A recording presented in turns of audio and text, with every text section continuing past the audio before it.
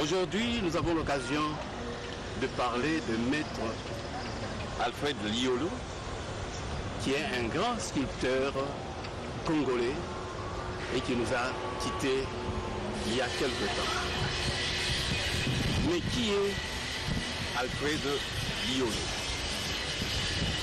Il est né à Bolobo le 30 mai 1943, fils d'un ivoirier. Il a fréquenté très tôt les ateliers de ses aînés avant d'entreprendre des études primaires à Brazzaville.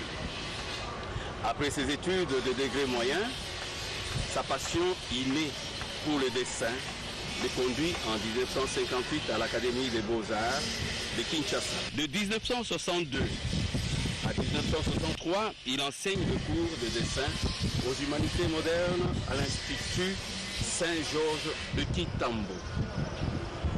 La vente des œuvres en ivoire sculptées de ses propres mains lui permet de réunir un viatique pour gagner l'Autriche, où il fut, après concours, admis à l'école des arts appliqués de Grasse.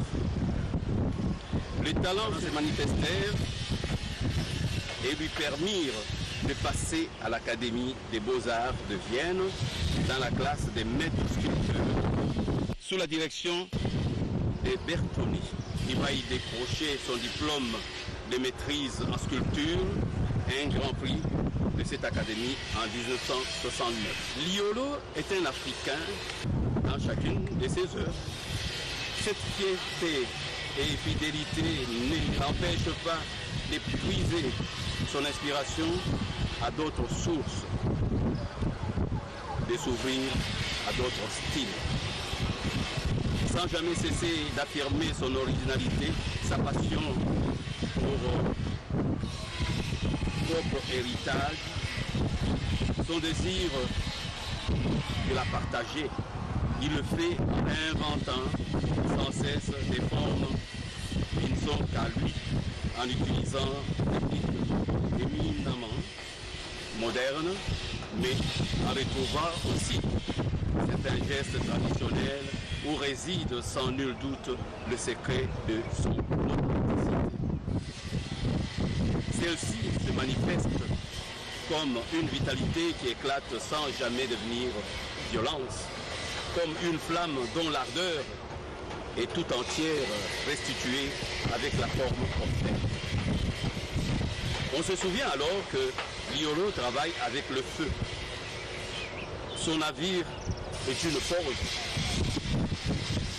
Et sa rame, un chalumeau, et c'est de quoi nous transporter dans des espaces où nous reconnaissons des formes dont le mouvement semble naître sous nos yeux même, comme une suite chorégraphique venue du fond des âges pour parler à l'homme d'aujourd'hui, car tel est le pouvoir de Liolo, qu'avec lui, pour nous, le bronze danse.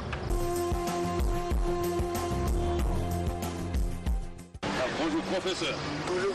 Comment allez-vous, Tim? Bien, merci. Nous sommes très heureux d'être encore ensemble. Oui. Parce que notre odyssée continue.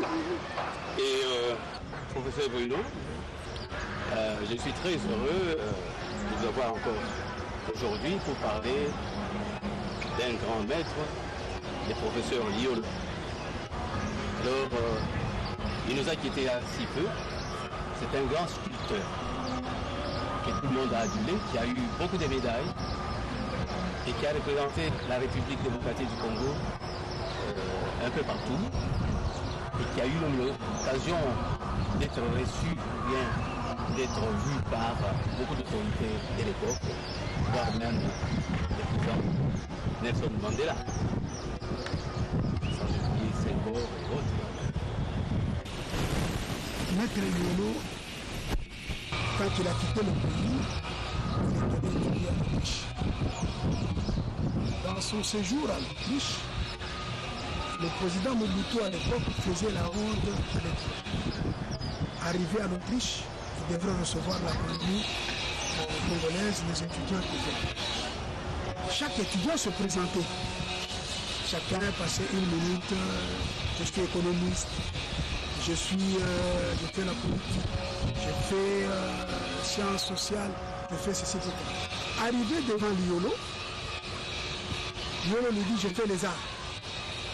Le président Mobutu a fait 10 minutes avec Liolo pour comprendre réellement autre chose que ce que les autres faisaient. Il a expliqué que je suis sculpteur, etc. Il lui a dit, une fois que vous terminez ici, je vais vous voir au pays. Et Liolo a retenu. Après son séjour, il se détient avec tout ce qu'il a pu faire en Autriche, il est revenu au pays. Revenu au pays, c'est l'effervescence de l'authenticité et la grandeur du mouvement populaire de la Révolution. La première commande qu'il lui a donnée, c'était le flambeau de la Révolution et le bouclier. C'était les grandes œuvres qui ont été placées momentanément. Et il a fait cela en bronze. Et il a fait cela à la Chanique, dans les hauts fourneaux de la Chanique. Quand il a monté cette œuvre, l'œuvre a réussi, il est resté et il a continué maintenant à travailler. C'est le premier qui a initié justement dans notre pays le poulet de bronze. Parce que les artistes travaillaient sur bois, sur pierre, autre matière, la stéatite, mais lui a coulé en bronze. D'où le bronze a pris de l'effervescence. Et puis il avait un style filiforme. Les femmes, etc. Il a même amené que les artistes trouvent leurs ateliers personnels. Il a eu un grand atelier qu'il a ouvert à partir de toutes ces commandes qu'il a eues chez lui à la maison, les ateliers Liolo, d'où il a réalisé plusieurs œuvres et qu'à travers les œuvres monumentales, que nous avons vu, les sculptures monumentales, à l'époque c'était des Belges qui le faisaient, Stanley, le Foucault, tous ces monuments étaient faits par des Belges. Mais lui a au moins donné le ton avec toutes ces œuvres monumentales à partir de bouclier de la Révolution et le grand flambeau. Et il a pu continuer, il a eu cet atelier-là, il a formé certains artistes autour de lui qui faisaient avec lui des travaux comme Mambu, il y a eu Makala Mbuta, il y a d'autres qui ont travaillé avec lui, il a pu avancer. En plus de ce que Maître Liolo faisait, Maître Liolo a ouvert un atelier personnel chez lui à la salle d'exposition chez lui à la. Il a été reçu, le premier artiste africain a été reçu par l'empereur Hirohito du Japon. Il a été reçu par plusieurs papes et d'autres. Et Liolo a marqué vraiment la ville de Kinshasa. Vous voyez la place de la victoire, les mains qui sont les mains réunies. Et après vous avez Luambo. Et plus tard, vous avez au niveau à l'entrée vers le triangle là, quand vous allez vers le campus, et vous avez la femme maraîchère.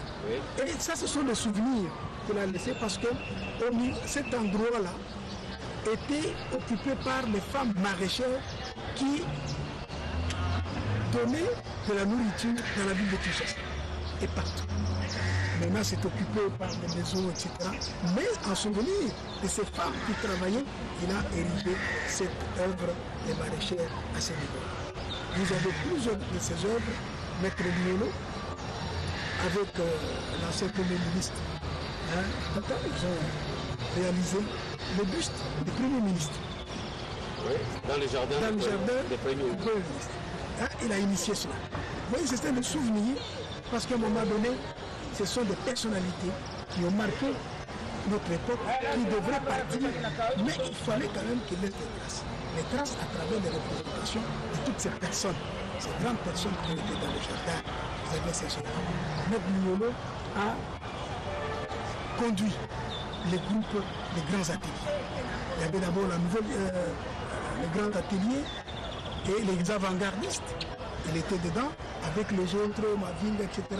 Mais le fer de lance qu'on levait au lot, c'était Maître Liolo, qui réunissait presque tout le monde quand il était éligible encore une fois chez les frères chrétiens à Kitambo, il réunissait tout le monde, donc il voulait tout le temps que les gens soient toujours autour de lui.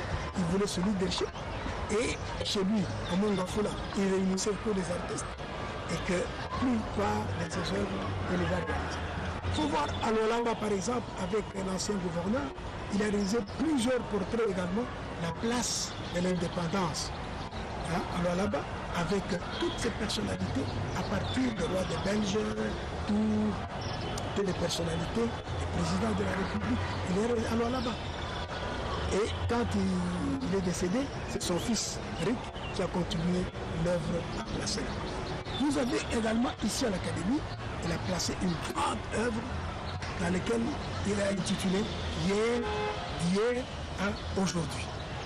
D'hier à aujourd'hui, c'est une interpellation justement. Une interpellation, pourquoi? Parce que vous avez une personne noire, congolaise, avec des insignes, des symboles qui sont sur la personne. Vous avez les coris, vous avez les tatouages, les scarifications sur la personne, mais entouré d'une superstructure en couleur rouge. La superstructure là-bas, c'est pour vous dire que les Congolais, pourquoi est-ce que nous sommes distraits?